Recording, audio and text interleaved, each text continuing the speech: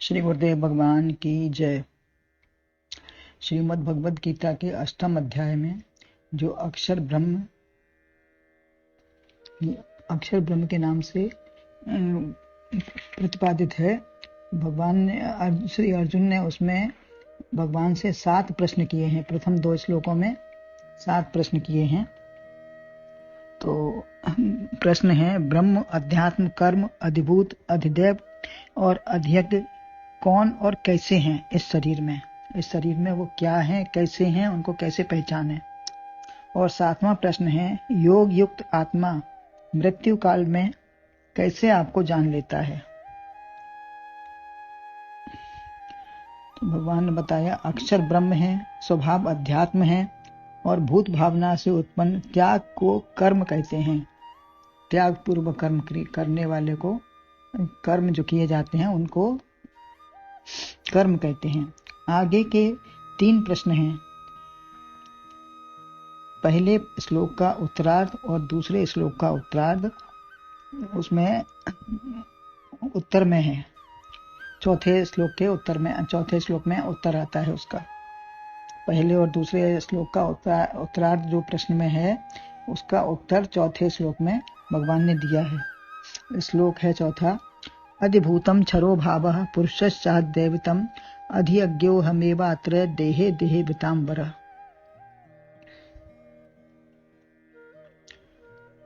अधिभूत नश्वर भाव है, चेतन पुरुष अधियज्ञ ही, अधियज्ञ में सब प्राणियों के देह बीच सदैव ही। इसका अन्वय है, क्षरः भावः अधिभूतम पुरुषः अधिदैवतम् च देह भृतांबर अत्र देहे अहम एव अधियज्ञः।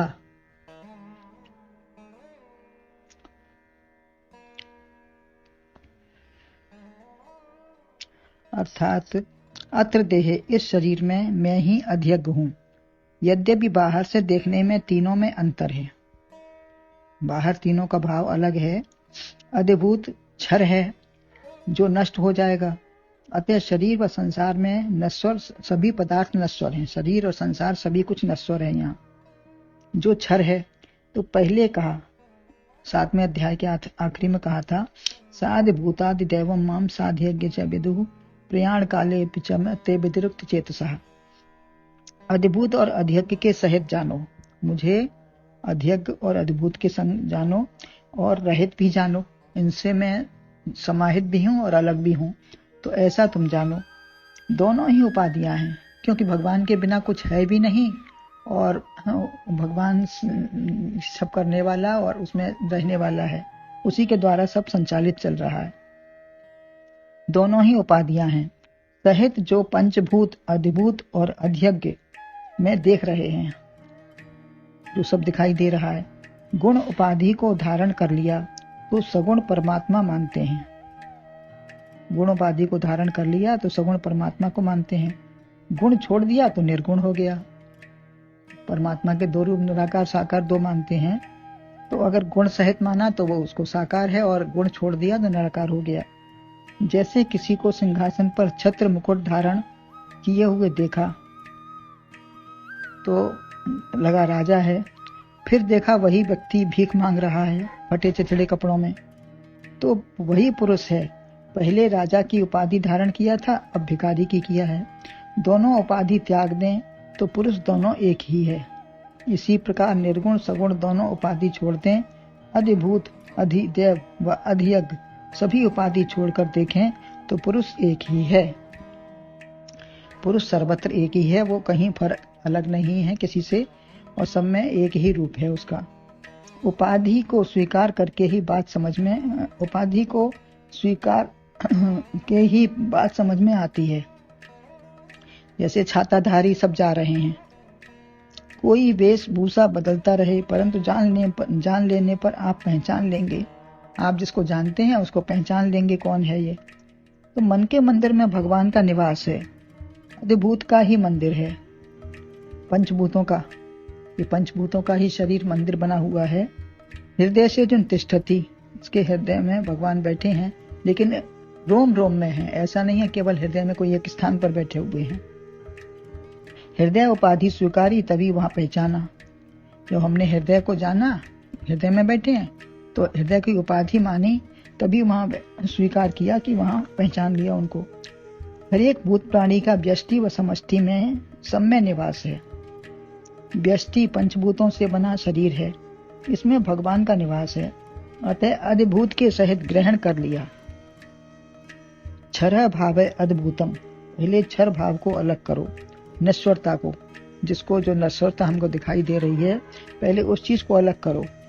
पंचभूतों व उनसे बने सारे पदार्थ, मैं यह सब नहीं हूं, उसको एक एक करके अलग करेंगे, तब उसको हमको जो बचेगा वो एक परमात्मा ही रहेगा। तब उसको हमें समझ में आ पाएगा कि ये क्या है। मैं यह सब नहीं हूं। शरीर पंचभूतों से बना पुतला है, उसे हटाओ, चाहे सुंदर हो या कुरूप। घर का सब सामान हटा दो, तब ढूंढने वाली वस्तु मिलेगी। हम क्या ढूंढ रहे हैं, तो पहले सब एक एक करके सामान हटाएंगे, अलग करेंगे, तब जिस वस्तु को ढूंढना चाह रहे हैं वो हमको मिल पाएगी। तो पहले सफाई करो। जितने नश्वर पदार्थ हैं शरीर के, इंद्रिय, विषय में बैठे हुए देवता, मन, बुद्धि, चित्त, अहंकार, सब हटाने पर जो शेष परमात्मा रहता है वही बचेगा। ये सब हट जाएंगे तो एक शेष परमात्मा, जिसको हम जान रहे हैं, ढूंढ रहे हैं, वो हमको बाद अंत में वही मिलेगा। यही क्षेत्र व क्षेत्रज्ञ कहा है गीता में। इसी को क्षेत्र क्षेत्रज्ञ 13वें अध्याय में कहा गया है।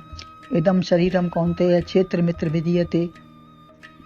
तो क्षेत्रज्ञम चाप माम विद्धि, और मुझे क्षेत्रज्ञ जानो, उसमें मैं उसको सबको जानने वाला, देखने वाला, रचने वाला हूं, तो मुझे क्षेत्रज्ञ जानो। सबके सहित वह सबको हटाकर भी वही है, ऐसा भगवान ने अपना परिचय दिया है। सबको हटाकर सबको जानने वाला एक परमात्मा ही है, ऐसा भगवान अपना परिचय देते हैं। तो पहले हटाना पड़ेगा। देखते देखते शरीर भी जब समझ लिया तो शरीर भी मैं हूं। जब मैं सर्वत्र ओतप्रोत हूं, सब तुम्हारी दृष्टि में है, तो सब एक है। जब मैं सर्वत्र, जब एक शरीर में भी फिर वही है। अगर मान लो उसको नहीं हटाएं और समझें कि किसके द्वारा है सब, तो एक परमात्मा का ही द्वारा है, और उसी का सब रूप है, उसी का बनाया हुआ है, उसी का पालन पोषण और उसी का सब कुछ हो रहा है। तो फिर वही एक बचेगा। अधिभूत जो शरीर में बैठा है, जिसे क्षर 15वें में भी कहा और क्षेत्र 13वें में कहा, या द्वाविमौ पुरुषो लोके क्षरक्षाक्षर एव च, यह भी कहा है। जैसे सोने में खोट मिल गया तो उसे भी खराब कहने लगे, जबकि स्वर्ण कभी खराब होता नहीं है। खोट मिलने से ही उसे खराब हमको समझ में आया। इसी प्रकार शरीर में खोट मिलने से आत्मा ब्रह्म की पवित्रता छिप गई। शरीर में सारे खोट मिल गए दुनिया भर के, तो उससे हमारी जो आत्मा और ब्रह्म की पवित्रता थी वो छिप गई। सब मिलजुल कर सानी वानी हो गई। चारों ओर शरीर, मेरा तेरा, संसार, असार सब दिखता है, भगवान कहीं दिखता ही नहीं। कहते हैं भगवान है कहाँ? तो ऐसे अतः खोट अलग करोगे, उसे तपाओगे सोने को, तब चमक निखरेगी। तुम चाहो अब क्षर भाव को अलग करो। तुम जब चाहो तब जो क्षर भाव है विनाश होने वाला, उसको पहले अलग करो। मरना फेंकना कुछ भी नहीं है यहाँ, कुछ ना हटाना है, ना मरना है, स्वयं को मारना है, कुछ नहीं करना है, केवल जानकारी करनी है। परंतु शरीर से अलग होकर अपनी स्थिति को देखो।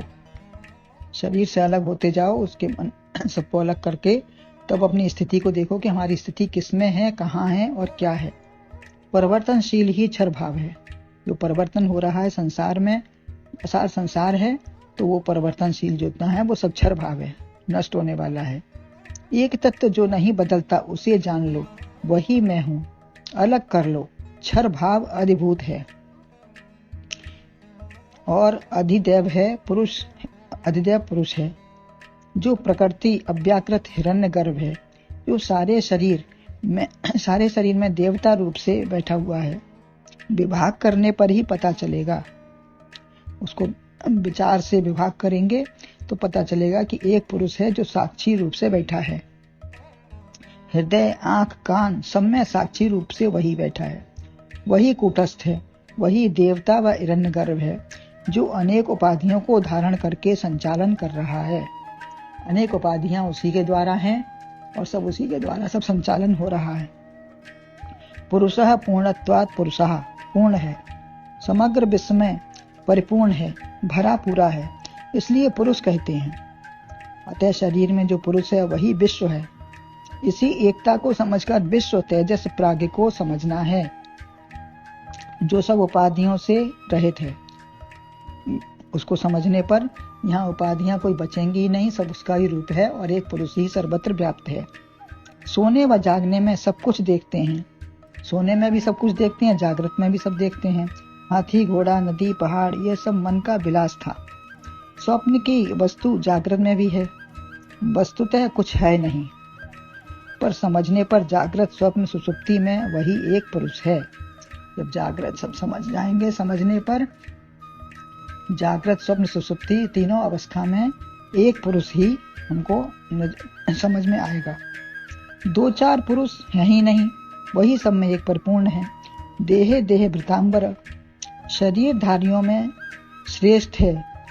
अर्जुन के लिए भगवान उपाधि देते हुए कहते हैं, देहे देह भृतांबरम, शरीरधारियों में तुम श्रेष्ठ हो हे अर्जुन, क्योंकि भगवान को अपने रथ में बैठाकर गीता श्रवण कर रहे हैं। अपने रथ में बैठाकर, अपने शरीर रूपी रथ में भगवान को बैठाया है। यद्यपि सबके बैठा हुआ है, लेकिन हम क्या सुन रहे हैं, क्या देख रहे हैं? हम भगवान को देखें तो हमें अंदर से सब हमको अपने आप सब सुनाई दिखाई वही देगा हमको। तो अपने रथ में बैठाकर गीता श्रवण अर्जुन कर रहे हैं, भगवान के सम्मुख हैं, तो आप भी श्रेष्ठ हो सकते हैं। ऐसे बने। अधियज्ञ, शरीर से यज्ञ हो रहा है, शरीर से यज्ञ हो रहा है। सारा विश्व भगवान के ही रूप दिखाई दे रहा है। सकल विश्व को देखना, उसी सकल विश्व को उसी परमात्मा में देखना है। अपनी आंखों में हवन करना है। देखने से जो हमारा सकल विश्व दिखाई दे रहा है परमात्मा रूप से, तो हमारा यह भी बहुत बड़ा हवन हो रहा है। जब शुद्ध भाव है तभी यज्ञ है। विषय का सेवन विष है, विषयों का सेवन करना विष है, और शुद्ध भाव ये है, यही यज्ञ है। यज्ञ कोई अलग से करना जरूरी नहीं है। परमात्मा को आहुति देना, ऐसा जानकर भोजन करना, आहुति देना व यज्ञ है।